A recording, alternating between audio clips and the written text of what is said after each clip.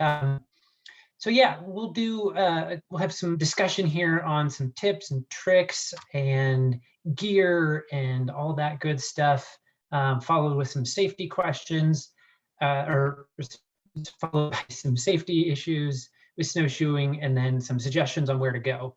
And we'll have some neat photos along the way. But we'll start it out tonight with just a little bit of background on who Oregon Wild is and what we do to protect Oregon's natural treasures. One of the things we do is we work on protecting wildlife and their habitat throughout the state. If you're looking closely, you probably noticed there's an Ewok in the picture there. And yes, that is technically accurate.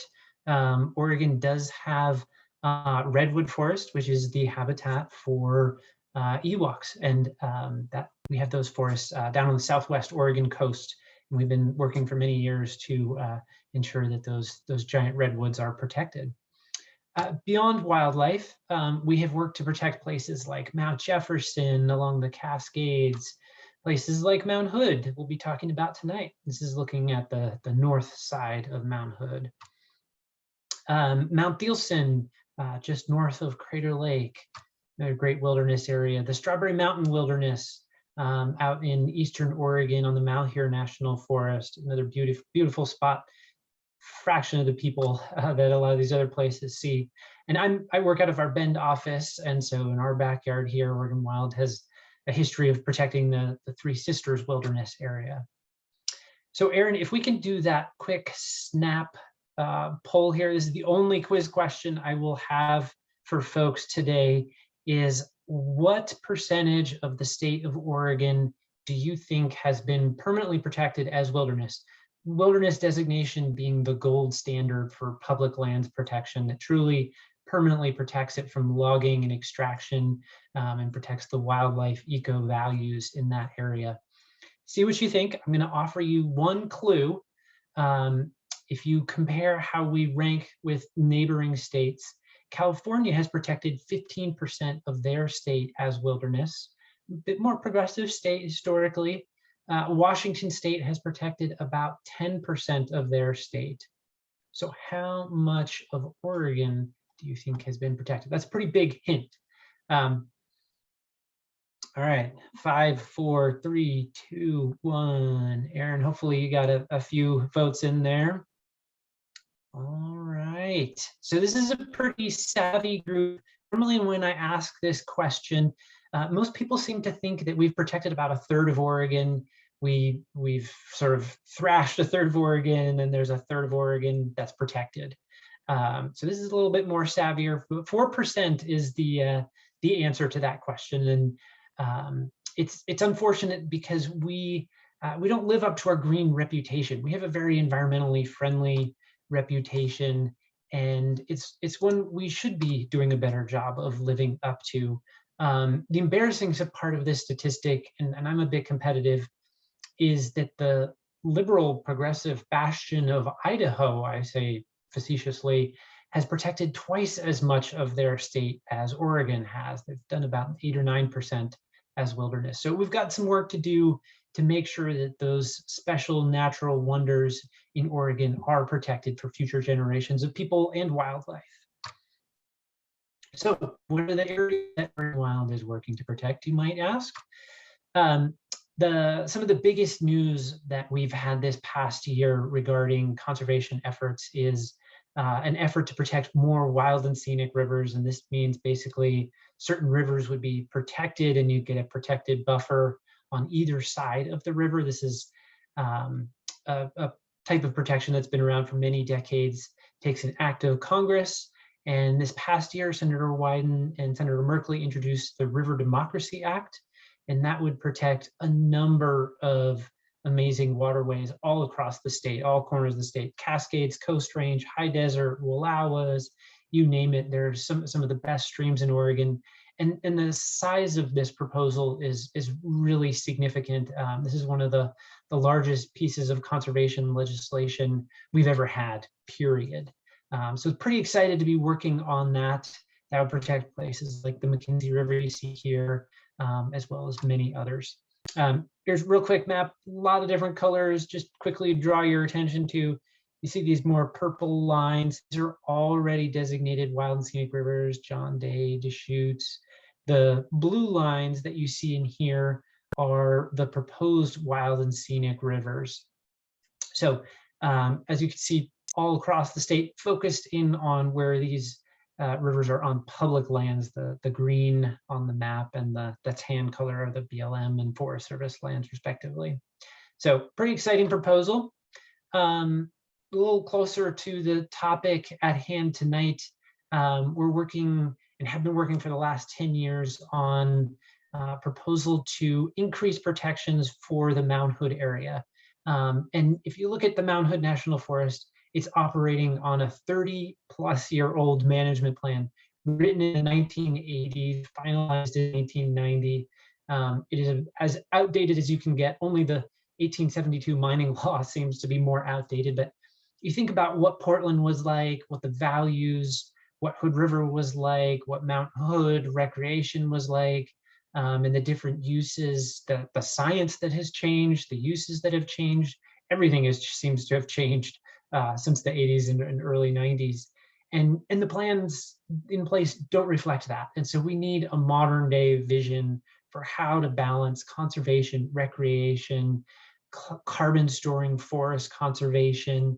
And folks can see, on the recreation front, if you go to Mount Hood these days, a lot of times, if you don't time it well, you're going to be stuck in a lot of traffic, ski area lots get full, and that's not good news for anyone. So the good news is Congressman Blumenauer and Senator Wyden have released some legislative concepts about a month ago that they are looking to put into legislation, and they have put those out publicly. They are looking for feedback from Oregon Wild and you all and the rest of the public and anyone else who's interested. So if you have opinion, I strongly encourage you to let them know that you think wildlife should be valued and protected, clean water, carbon storage, whatever the value is that you want to highlight, let them know.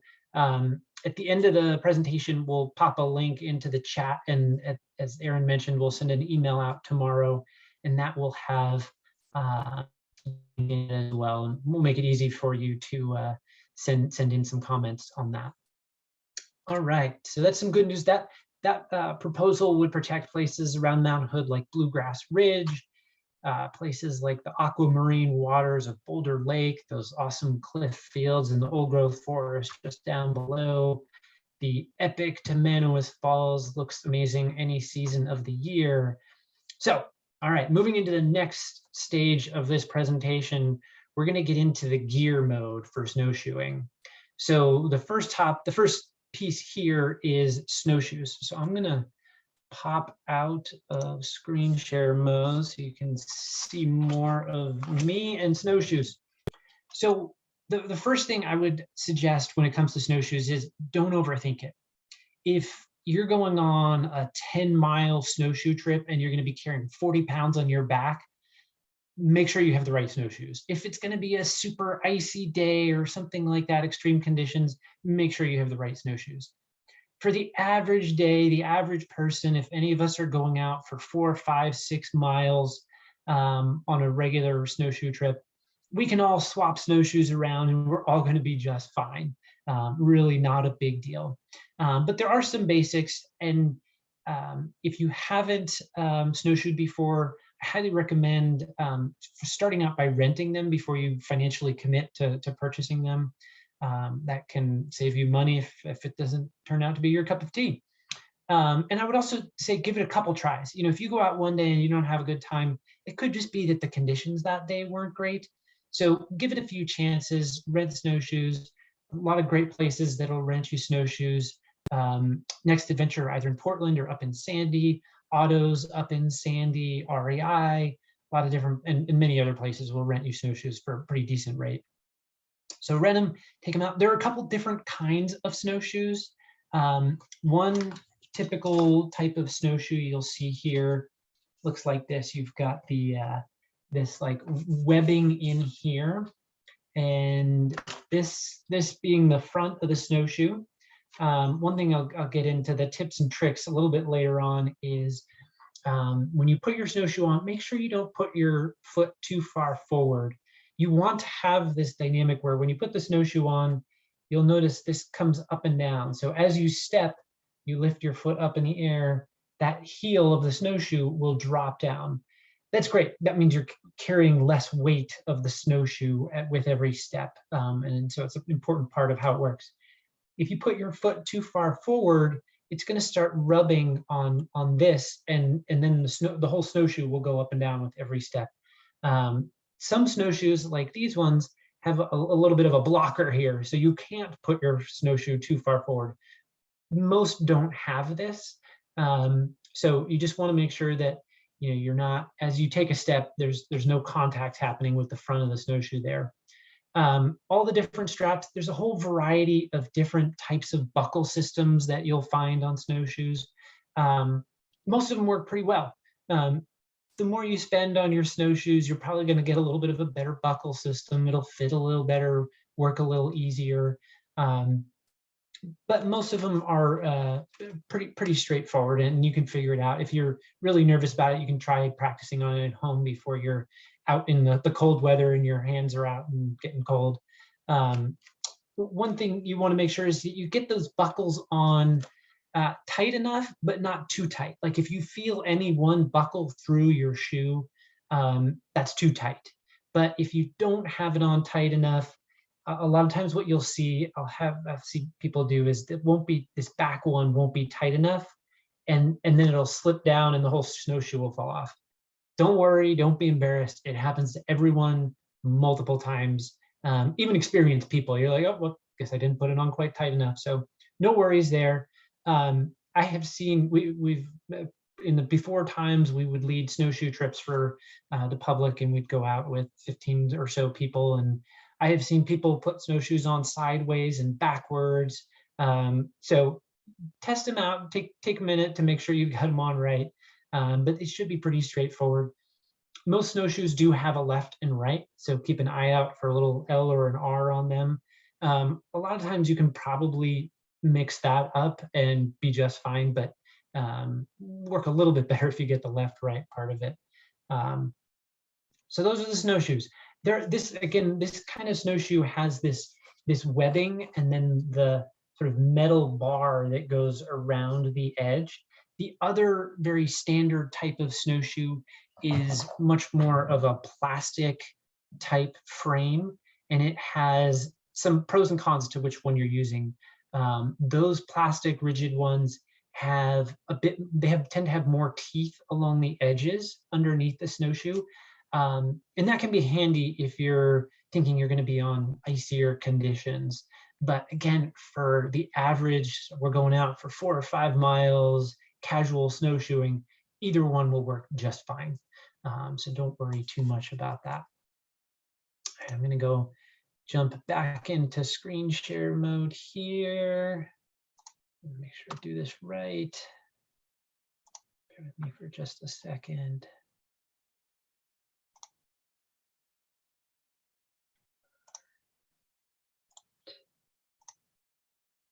Okay, Aaron, let me know if this is not going into full screen mode and looking right for you. One of the other... It is not in full screen mode. It is not. Okay, let me try that again.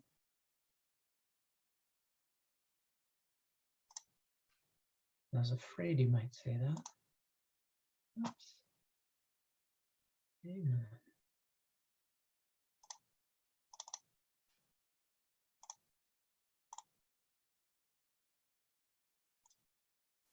Right now, we just see your desktop.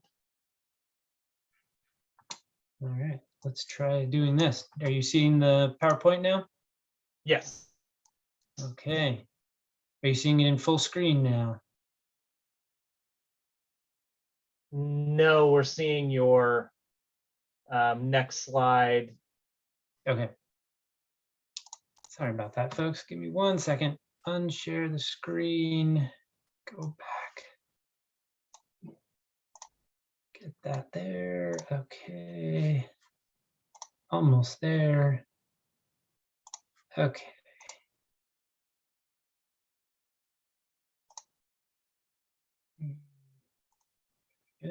That should do it.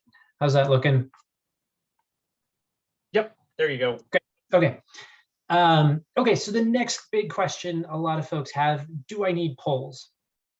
And if you like hiking with poles, you're probably going to like snowshoeing with poles, but you certainly don't need them. A lot of people snowshoe without poles, no problem.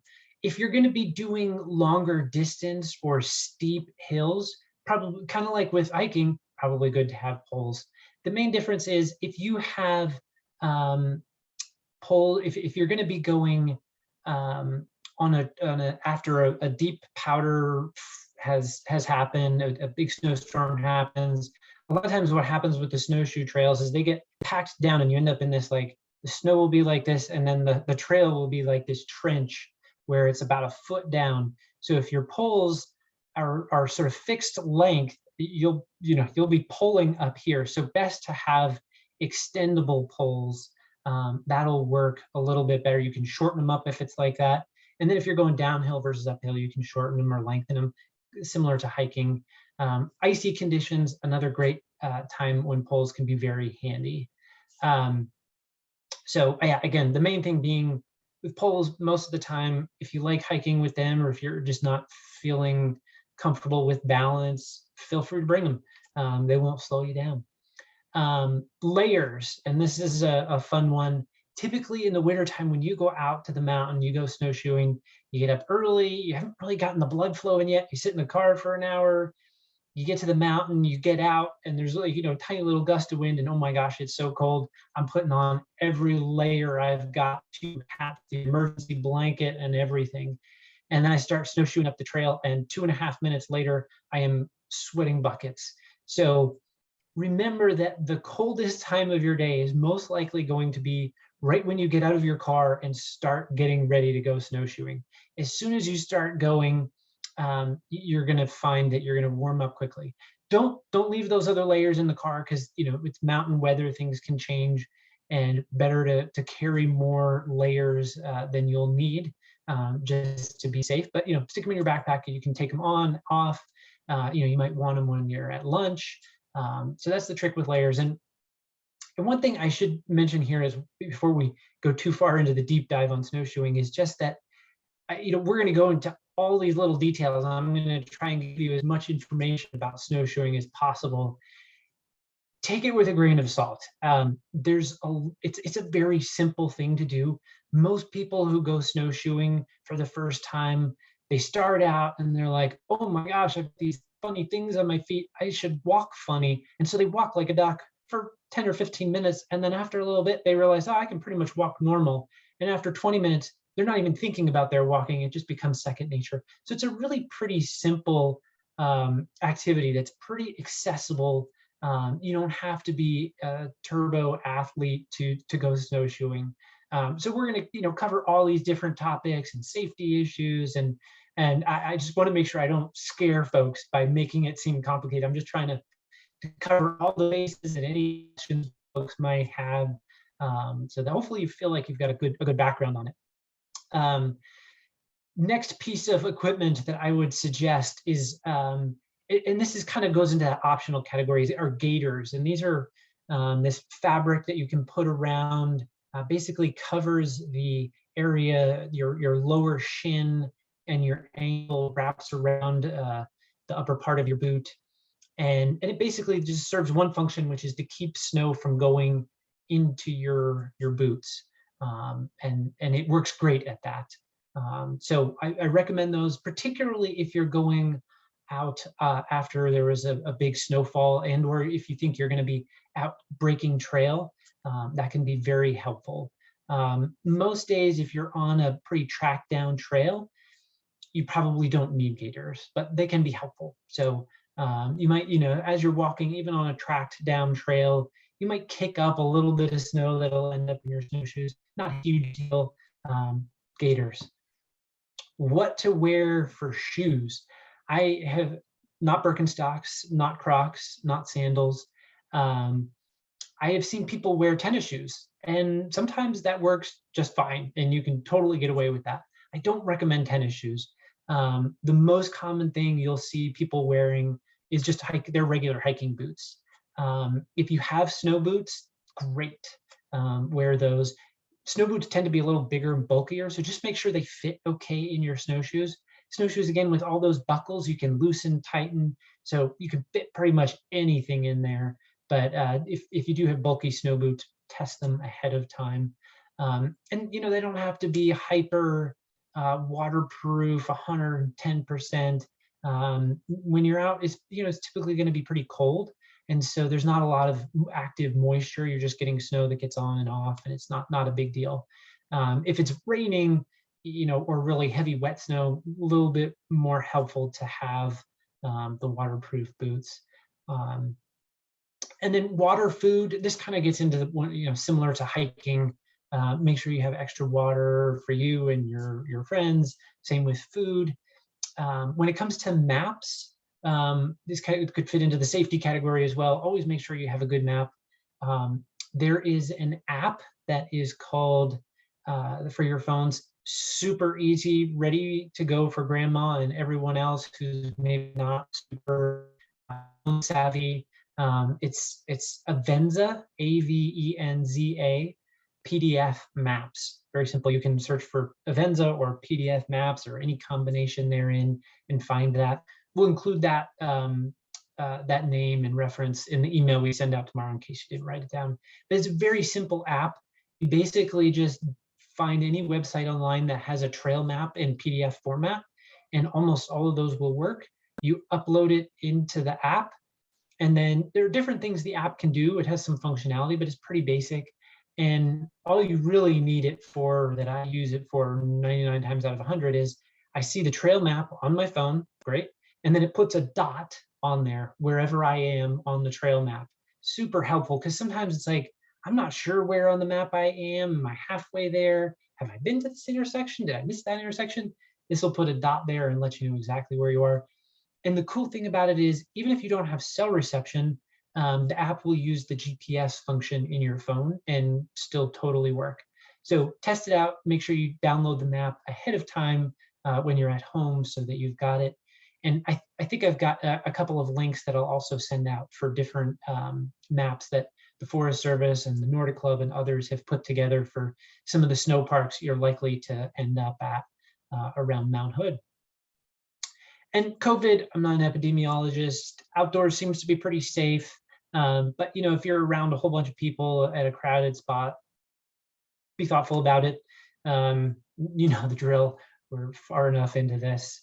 And then the 10 essentials, this is just kind of the same thing for hiking. But again, you're out in the winter, so it's a little more important to be on the safe side than on a summer day. So that's the gear piece. So now we're going to get into some tips and tricks and some fun suggestions here, hopefully, for making sure you have fun out there snowshoeing. So when you're out in a lot of places snowshoeing, oftentimes you're going to be a trail system that is shared with cross-country skiers. So in a perfect world, you'll find snowshoers have been going along on one spot, and then you see this 2-track here where cross-country skiers have been. This isn't the best example, but you get the idea. And that's how it should be. If you've ever cross-country skied, you know that it's really helpful to have those set tracks to cross-country ski, and makes it a lot smoother and easier. If somebody in snowshoes comes along and walks all over those set tracks, it kind of wrecks it, and the chopped up snow just doesn't work as well. It's typically done by people who have no ill will, but it really does make a difference. So please remember to try not to walk on your snowshoes on top of those obvious ski tracks. While we snowshoers may sometimes have poles, the cross-country skiers always have poles, and they will use them against you as weapons. So be careful. I did one of these presentations in person once, and there were probably 30, 40, 50 people, I forget. And this one guy from one of the local Nordic clubs showed up, and he was a diehard cross-country skier. And I made this comment, made a significant point about it. And I think he brought it up in 3 or 4 different questions afterward, just wanting to make sure everybody really got that point. So can't be overemphasized. Peace on the trails, cross-country skiers, snowshoers, stay on your separate routes. if you get to a spot where it narrows down and you've got a cliff wall here and a wall here, and you got to get on top of those snowshoe or those cross-country ski tracks, no problem. Safety first. And then, when the trail widens out, you can split back out again. Right. So as you might recall on snowshoes, first tip here is you don't want to walk backwards, because as you remember, that heel falls down. And so if you go backwards, back of that heel is going to dig right into the snow, and then you're going to fall over. So always walk in the forward direction. And as mentioned, don't put your boot too far forward. Whoever is out first on any given day of the week, they're going to be working a little bit harder if there's any fresh snow. And the snow conditions, this is kind of these two items here. This is really one of the things that is most going to influence how much fun you have. The people you're with, that's actually important too, and I should probably incorporate that. Where you go, the views, all of that is good, but the snow conditions are really important. So if you go out and you're the first one there after a big snowfall, you're going to be cutting trail. Breaking trail, being the first one out, is super fun. Fresh snow, playing around. And then after about 3 minutes, you're going to be exhausted. So if you've got a group of people, it's a lot easier. You can kind of trade off one after the other, and you just kind of keep taking turns being the one in front.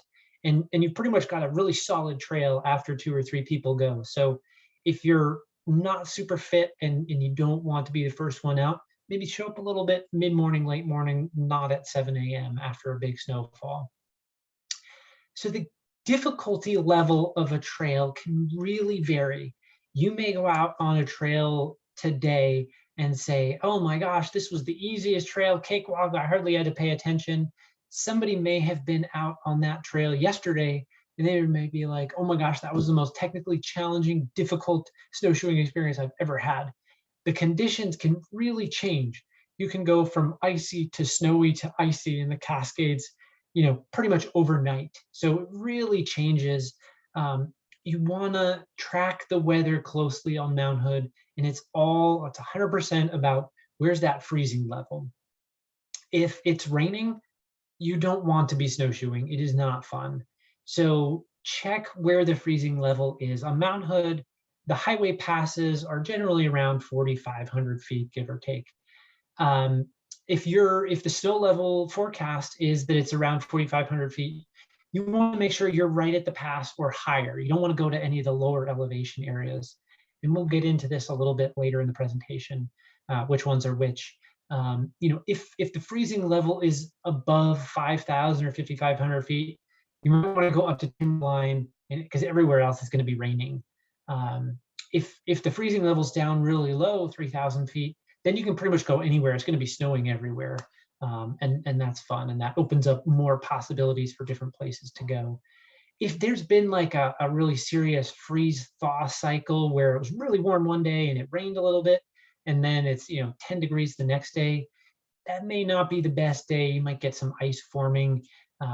But for conditions, there are a lot of different social media sites, Nordic Club sites, sometimes on the Forest Service site, or their Facebook pages. You can get some pretty up-to-date trail reports, but really you want to watch that forecast and the freezing level and see what's going on there. And so, yeah, so keep track of the weather, snow conditions. That'll really change the how difficult you think the outing is that day. Snowshoeing, again, as I mentioned earlier, it's a pretty easy activity, but it does take a little bit more energy and fitness than regular walking does. So if you would say, oh yeah, on a normal hike, I like to go 8 miles. I would use like a 2-to-1 ratio and say, okay, well, maybe start out with a 4-mile snowshoe outing. And then if you're still good, you're like, okay, I'm in shape for this now, then you can build up from there. But maybe start out a little shorter distance than you would for your regular hiking distances. Snow parks and snow passes. I think everybody's familiar with the myriad of different parking passes we have in Oregon for state, federal, Forest Service, this, that, and the other. when it comes to snowshoeing, the good news is it's very simple. It's just one parking pass, and that's the snow park.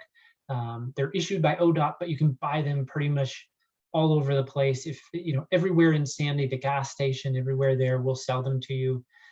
You can buy them at REI, Next Adventure.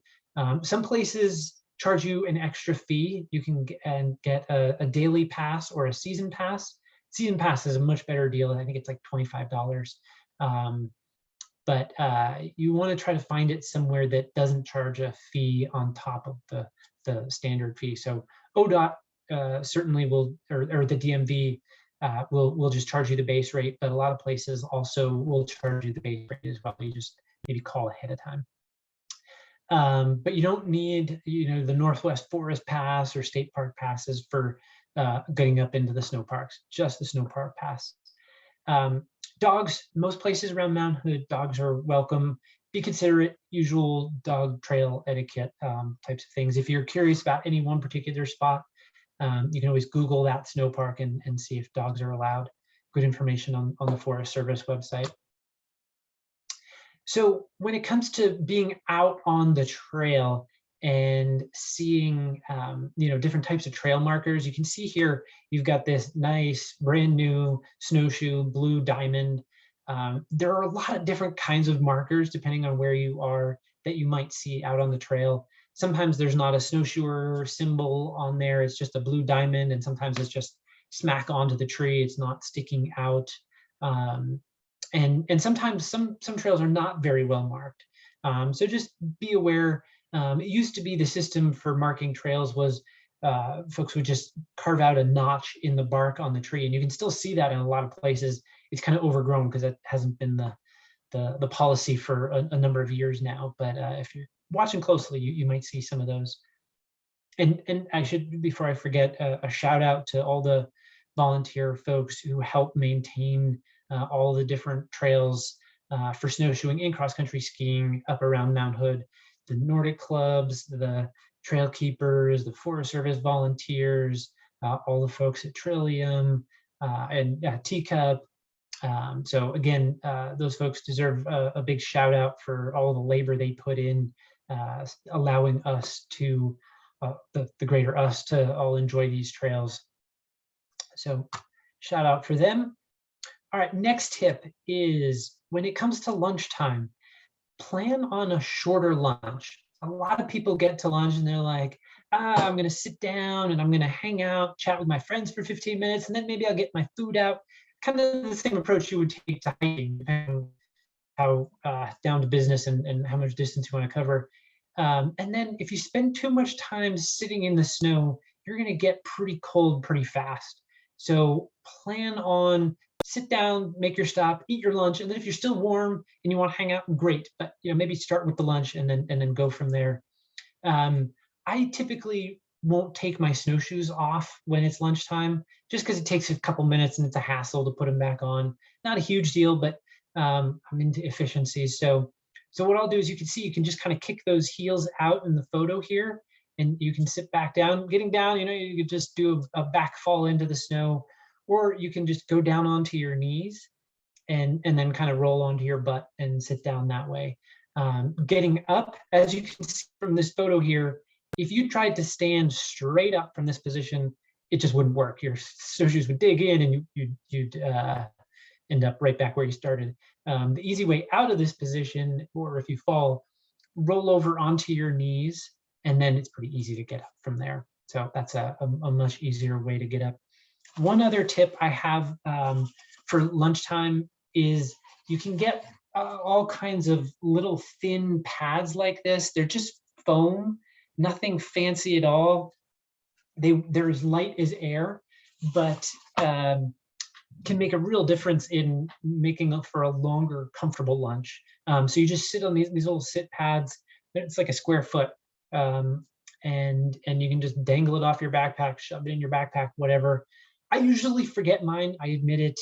So a lot of times what I'll do is, if it's not too cold, I'll just take my gloves off because I'm gonna be eating anyway, and I'll sit on my gloves. Some people will sit on their jacket.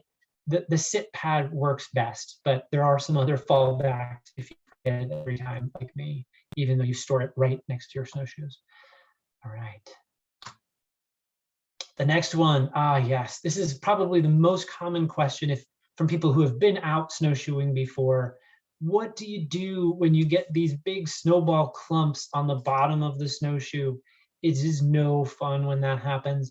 Normally, this only happens in springtime when the snow, or on a warm day, when the snow gets really heavy and wet and sticky. It sticks right to the bottom of the snowshoe. And then you're carrying, an extra couple pounds with every step. And it can actually be kind of a little sketchy because be rounded on the bottom, and then you can kind of roll and twist your ankle if you do it just wrong. So how to avoid that? I've asked around, I've Googled, I've researched it, I've field tested it myself many different ways. There is no miracle solution here. I always, what I'll do is I'll tend to click my snowshoes together, click your heels together, kind of clank it off. That'll usually work for a little bit if it's not too bad. If you find that you've done that a couple times and it just keeps building up, then I kind of give up on that technique. That's probably not going to work, because what happens is you'll clank some of it off, but there's usually just enough on the bottom there that it quickly starts rebuilding a new snowball. So it's worth the time. This is what I've found works the best if you're finding this is happening to your snowshoes. Take your snowshoe off, scratch all that snow off. If you have poles, it's great. And usually it comes off pretty easily once you get your snowshoe off. You can use one snowshoe to kind of clang it, dig it off the other one, vice versa. So that usually works best. There are other theories that you'll read about online, like you can spray the bottom of your snowshoes with Pam or oil. I've very little faith that will, and I've heard a lot of people have tried it and said, yeah, that rubs off and is gone in like the first 50 feet of snowshoeing. So I don't put much faith in that. Some people put duct tape on the bottom of their snowshoes. And where it tends to happen is right where you see it on this snowshoe picture here. It's underneath the teeth of the snowshoe, where it tends to glom on. And so that's the spot where people will put the duct tape. And I think that can actually help. I haven't bothered to do it, but I would give that a try if it were really bugging me. Obviously, you got to have duct tape with you and or put it on ahead of time. It just creates a little bit more of a smooth surface that's a little harder for the snow to stick to. Speaking of those teeth, you want to remember when you're out there snowshoeing, that's where you get all your traction. So if you find yourself on a spot that maybe feels a little slick, that's where you can, really kind of pound your feet in to get that extra traction. And it's not in the tips of your snowshoes up here. It's not in the tails. It's kind of right under where your foot is. So it's easy to kind of dig that in. So couple tips there on the snowshoes and those dreaded snowballs that you find. But again, most of the time when you're out snowshoeing, this doesn't happen. Don't worry about it. It's more of a warm day issue. All right, getting into some safety tips here. This is the part where I worry that I scare everybody off and nobody ever wants to go snowshoeing again. But again, I'm just trying to be thorough just so that you've got the background just in case. So the first thing up here is tree wells. This is really just an issue for downhill skiing, but it can be relevant for snowshoeing as well. As you see in this photo here, this drawing here, the snow falls, it lands in the branches of the trees, and it kind of creates this empty cavity under the tree branches where there's no snow. And then as the snow builds up higher and higher and higher, as it does in the Cascades, you can have these sort of empty cavities that you don't really see very well. Here's an obvious tree well photo where this dynamic is happening. So you probably wouldn't accidentally fall into this unless you were standing right next to it. But I've got a video here that I'll show you that really demonstrates it a little bit more obviously. Notice this tree here. Doesn't look like much of a tree at all. You probably wouldn't know, no obvious tree well, but check this out.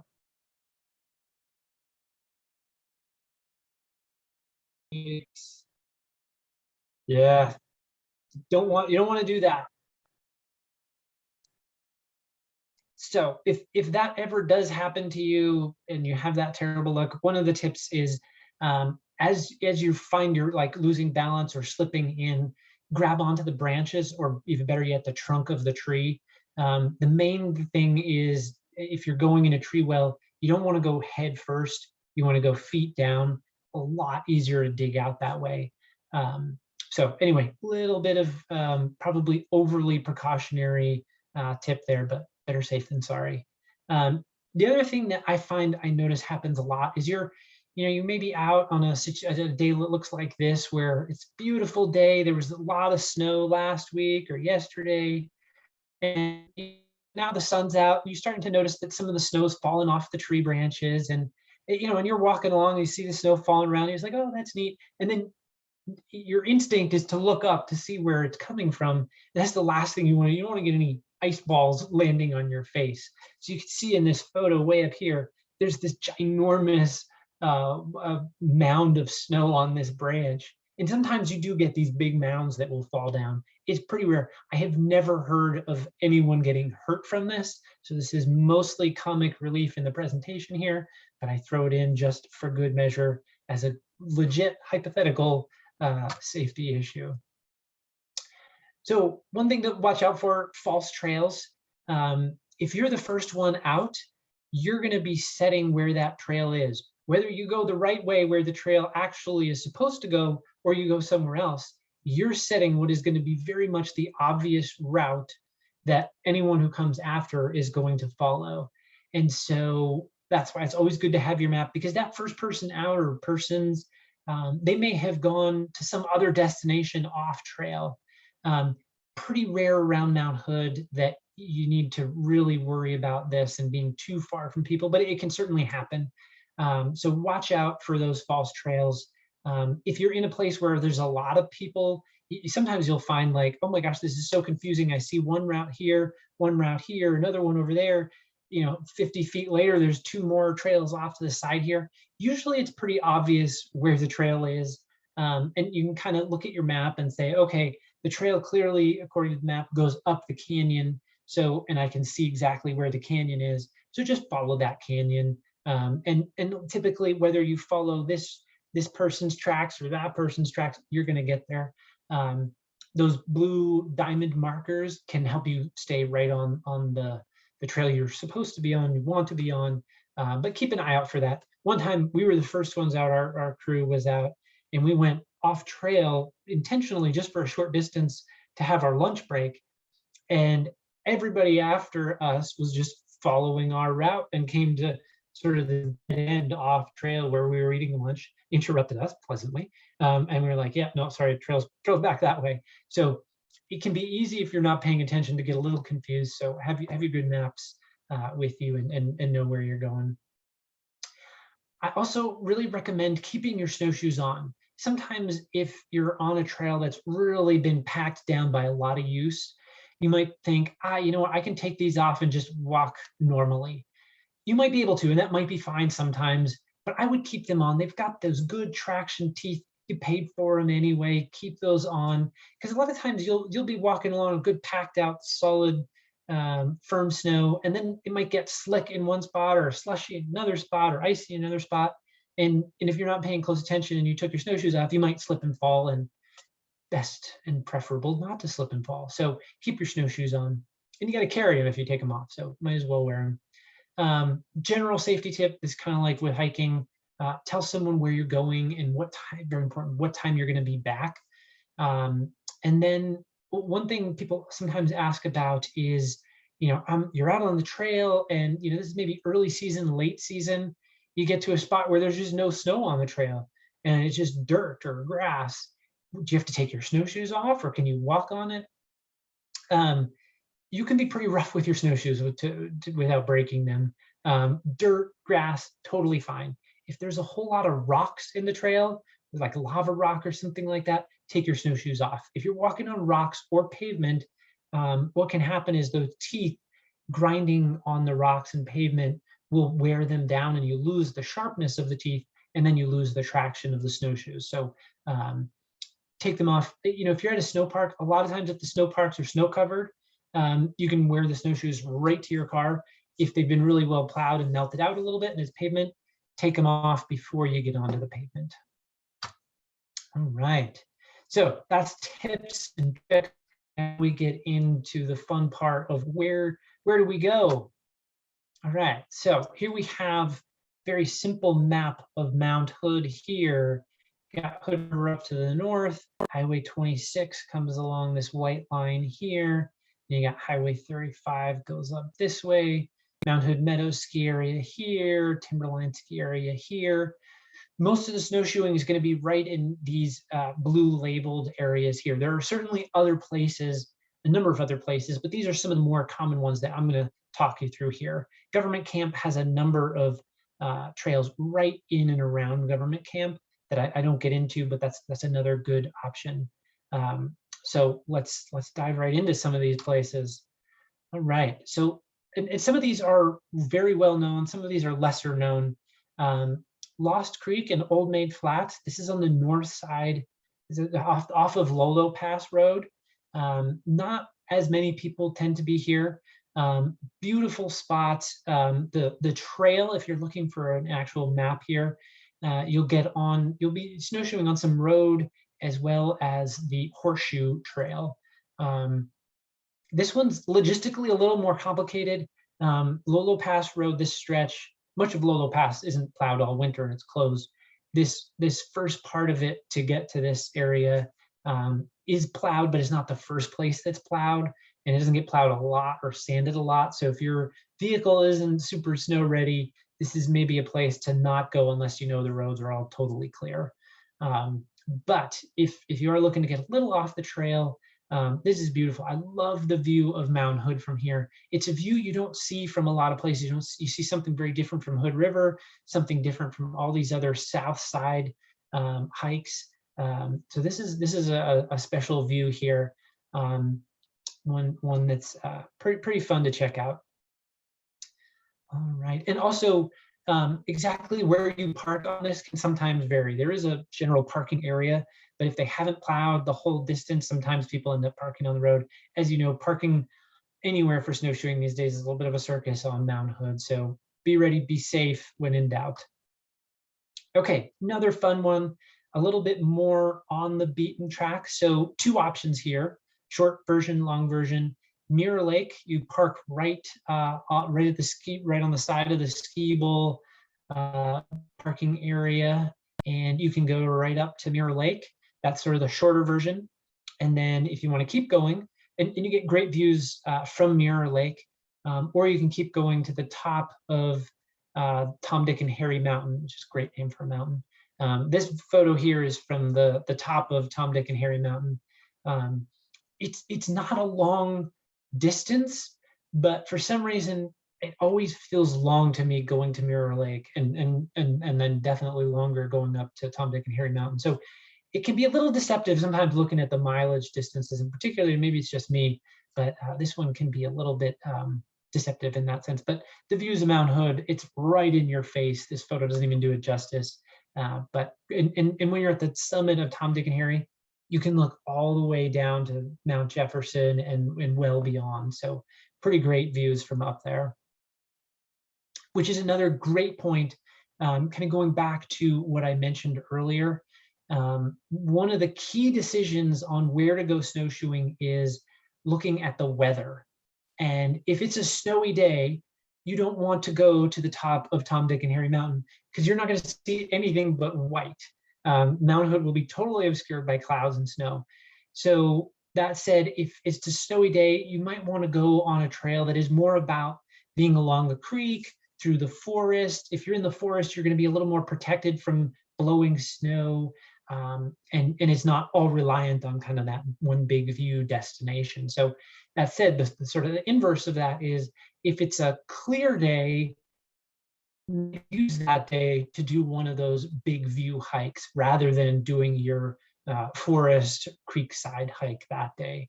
So that's really one of the secret ingredients, I think, to making sure you go to the right place on the right day. Because some days it's gonna be sunny, and some days it's gonna be snowy. And if you do the wrong one on the wrong day, it can be a lot less fun. And if and then you may end up being like, oh, I learned the lesson, but now it's a snowy day and I've already done this forested hike. I'd rather do something new, but The new one I'm not going to have used. Anyway, you get the point. All right, another one right out of government camp is the Trillium Lake snowshoe. This is a pretty popular one. A lot of people see well. We led a snowshoe trip up here, and this is what these photos are from. It was just kind of like this past week on Mount Hood, just tons of snow.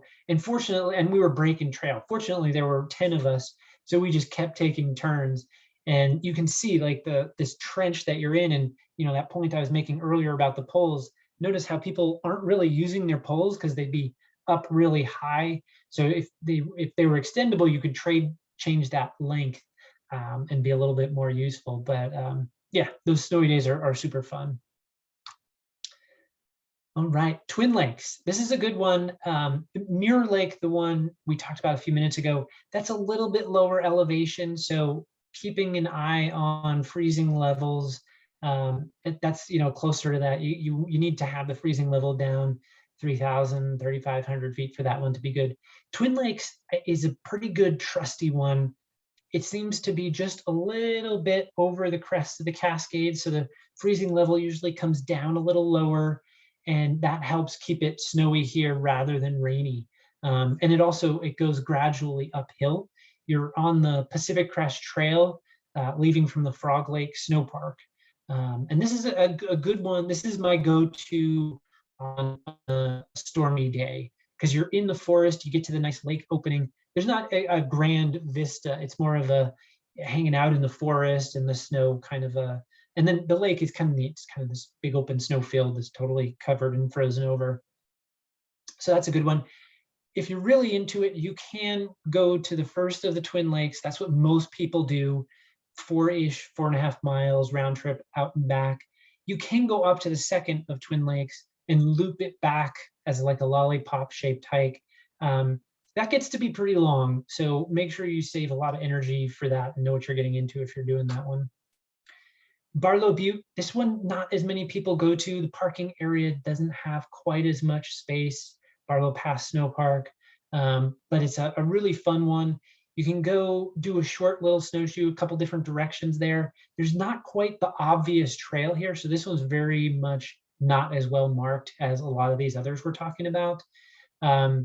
Trying to get up to the summit of Barlow Butte can be a pretty technical snowshoe, but the views are amazing if and when you get up there. So kind of takes the right conditions to get up there, because it gets pretty steep in that final stretch there.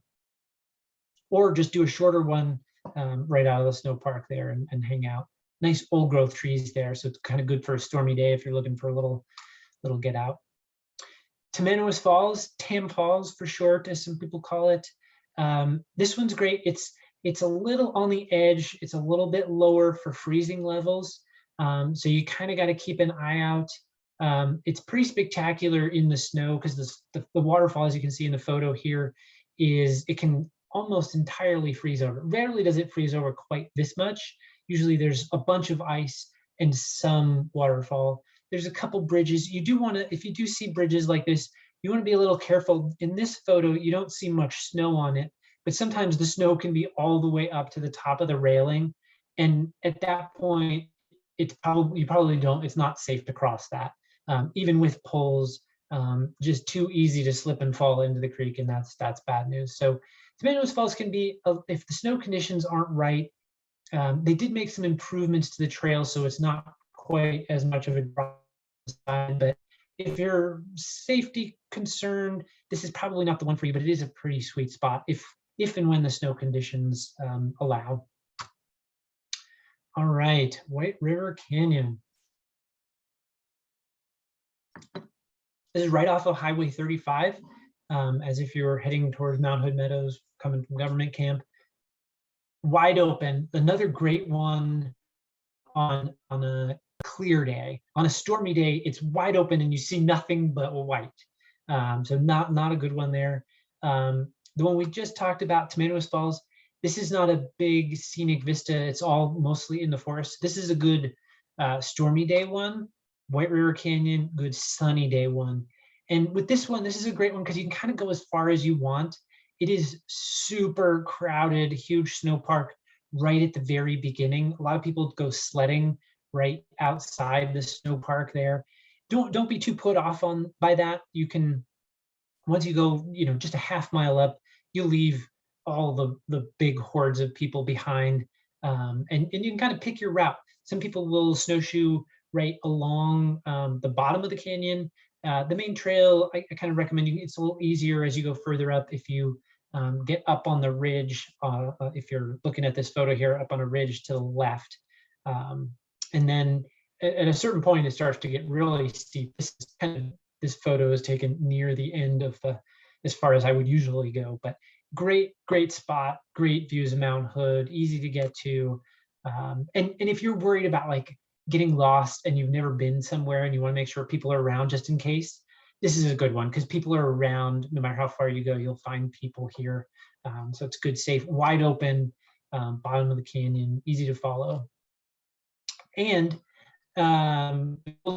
here is, if you are looking for a little bit of romance on your snowshoe trips, snowshoes plus full moon equals serious romance. I may or may not have proposed to my wife, my now wife, at White River Canyon on a full moon, give or take 15, 16 years ago. And when you propose on a full moon on snowshoes, it ups the percentage chances that you're going to get yes for an answer. So recommend that. If you do go snowshoeing at night, it can be even cooler than going during the day, but all those safety precautions, just ramp those up a little bit. It's going to be colder. And also, again, track the weather. If it's a full moon, but it's totally storming, it doesn't count as a full moon for these purposes. You won't have any views, but if you get out there and you get just the right conditions, that moonlight just lights up the snow. You want to make sure you've got a headlamp and backup batteries, backup flashlight, all that good stuff. But you probably won't need it for a good chunk of the time because, again, places like White River are pretty open.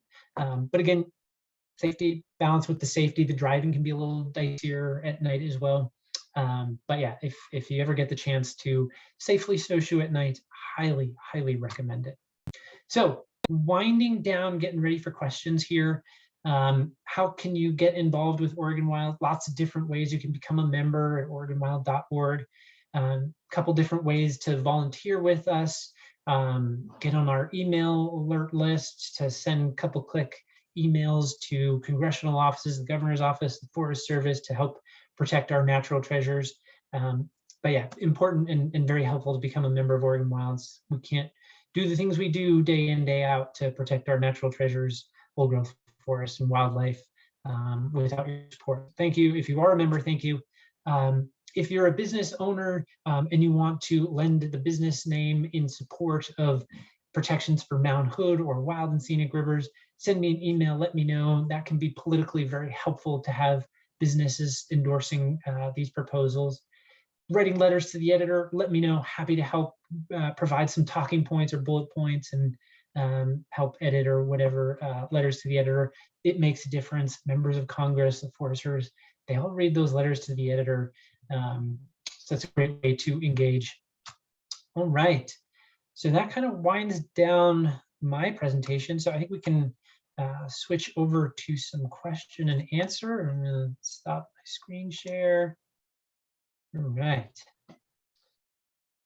Thanks, Eric. That was great. A couple people asked about the specific maps to download for Avenza. I know that Avenza has a shop, but do you happen to know which particular maps, or is that something we should just include in a follow-up? It says like either names or like PDFs. Yep. Again, to get the app itself, Avenza PDF maps is what you want to search for, rather than try to list out http:// here there. We'll just send that out in the email, and as well as the PDF maps themselves that show the trail maps. Again, the Forest Service has a bunch of these, so that's good one-stop shopping to find it. And you search for the snow park or snowshoeing maps, and as well as some Nordic clubs and trail clubs have maps. Hiking maps can sometimes serve pretty well for snowshoeing, but most maps are either hiking summer maps or winter cross-country skiing, snowmobiling, snowshoe maps. So better to get the winter maps to be most useful. And yeah, we'll, just so folks don't have to write it down, we'll send that around in the email. Yeah, what I'll do is I'll put them actually in the blog and link to that, because you throw too many links up in one of the auto emails and they get kind of spammy and they don't end up actually in people's inboxes. So there'll be a link with some more information that you'll be able to find on our blog that'll have some of this stuff. Another question about checking weather conditions. Are there websites or tools that you use to make sure that the place you're actually going, what the conditions there are? Oh, I like this question. Yes. Click refresh, click refresh for those who are super obsessed with checking the snow levels and everything like that. But yeah, one of the main go-tos that I tend to really like is just the NOAA forecast site, NOAA weather forecasting. They tend to be pretty good about letting you know what the freezing level is going to be around Mount Hood, and you can kind of click on the map to get a localized forecast. It tends to be a little bit more specific, obviously, like all weather forecasts for 24 to 48 hours out. The freezing level, they don't always list once you get 3-4 days out. But that's a good one for weather. The other one that I really like is sometimes you might be in Portland, for example, and it's just raining and it feels pretty warm. And you're not sure what's going on up on Mount Hood. You can always just check a webcam. You can look at webcams. The best one that I always look at is Trip Check. That will show you webcams right at the pass level on Highway 26 and Government Camp, as well as some other intersections. So you can, if you're worried about driving in the snow, it can be helpful on that front. It's a little hard to tell if it's actually snowing or not, but it's the best visual, and it doesn't lie. The pictures don't lie. So that's another great one for checking it out. You can go to some of the ski areas. They'll have reports. Those are, if you're looking at Timberliner Meadows, their reports are going to be at a slightly higher elevation, and obviously encouraging people to come up and spend money at the ski area. So they've got an incentive to be slightly less than objective in their reporting, but they also have webcams there that can be helpful. So that's another good one. Timberline, you can do some snowshoeing right around there if you really need to get up higher elevation if it's a warmer day. But sometimes you'll have just that fog down in the Willamette Valley, and Mount Hood will be up in the snow, and webcams will tell you that story in one click. So that's a good way to check it. Good question. And that's Trip Check. Do you know if any of the Trip Check cameras are pointed at any of the snow park parking lots so people can see how full they are?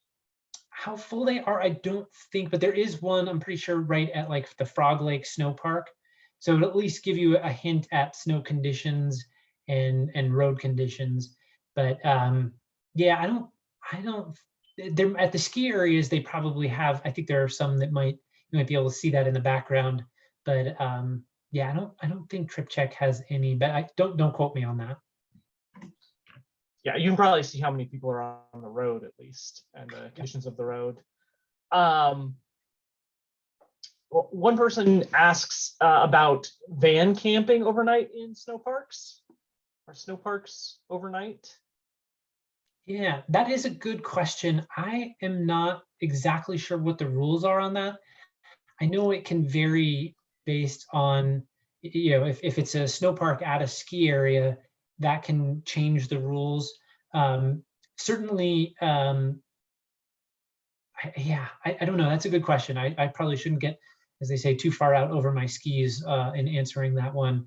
If it's in the middle of a storm cycle and there's a lot of snow falling, it's probably not a good idea. You could get buried in and plowed around and have to spend a lot of hours shoveling out. But if the weather's good, you might checking with the DMV or ODOT. Sorry, will give you a pretty good answer on that one. Sorry, I don't know that off the top of my head. I did a quick Google, and there are a few places that allow you to park overnight, but this is from it's the top of Google. Who knows, if it's information from 2 or 3 years ago. But you can probably, yeah, check with ODOT to double check. But Bennett Pass, Barlow Pass, Frog Lake, and Clark Creek snow parks appear to allow overnight van camping. One person asks, have you ever snowshoed Wildcat Mountain, and do you have any tips for that trip? Wildcat Mountain. I'm assuming this person is referring to Wildcat Mountain that's kind of up above, say, Welch's and that area south of the Sandy River. I have not, last I checked, the road to get up there is gated pretty far down. So you'd have a long route to go to get up there. And you're going to be starting out at pretty low elevation. So it could certainly be done. You just be in for a bit of a long haul. But if you're looking to get away from the crowds, there would not be crowds there. And depending on the snow level down there, parking could be a little bit tricky. And obviously, I have been on that road a number of years ago when it was sort of the in-between. There was snow like up on Wildcat Mountain, but not down lower. And this was before the road was gated. And I got into some pretty dicey mud zones, slush zones, snow zones, everything in between. So yeah, proceed with caution on that one. And that, I think, covers all of the questions that we got.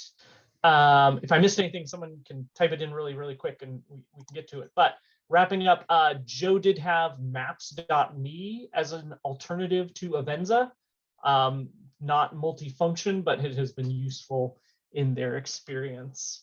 Okay, so it looks like that's it for us. Thank you so much for attending. Thank you, Erik, for the presentation. We'll have a bunch more information that will be linked to in the follow-up email. Thanks for spending your evening with us, and we'll see you out on the trail.